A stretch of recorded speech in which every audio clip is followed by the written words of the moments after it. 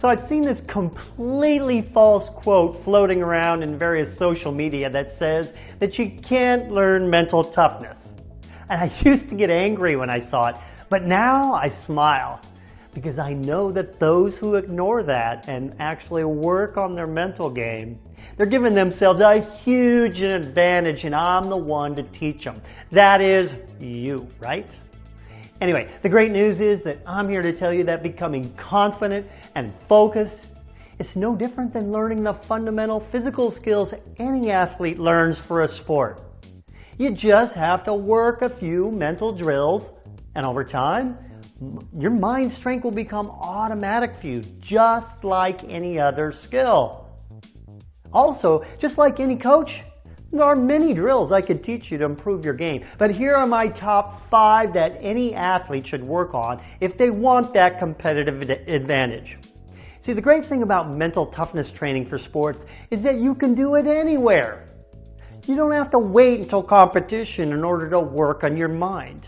Now here they are in no particular order. 1, mental practice.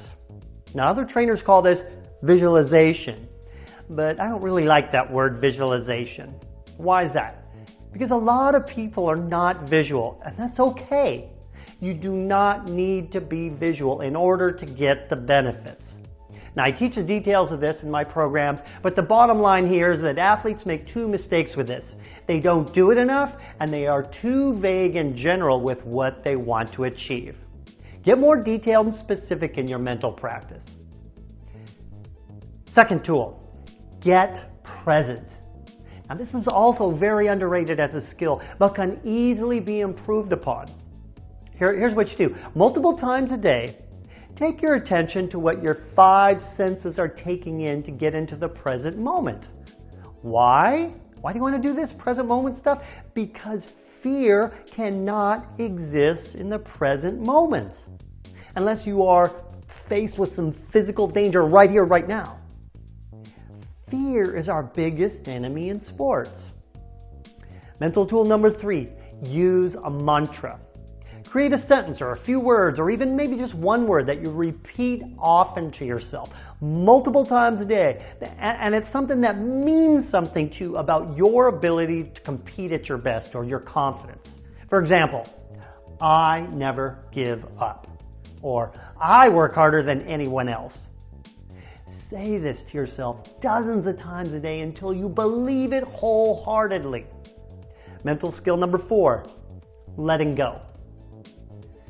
You know, undesirable things happen to us every day in our life. Make it a conscious practice to reduce the time between when those bad things happen and when we can move on. Now, I have specific tools and tactics to do that. But you want to make it a habit to verbally forgive yourself when you make mistakes that cause those undesirables. Sports are about who handles making mistakes the best. Build resiliency with this practice. That's really all you ever need to succeed at anything. Resiliency. Tool number 5. Practice your ability to focus.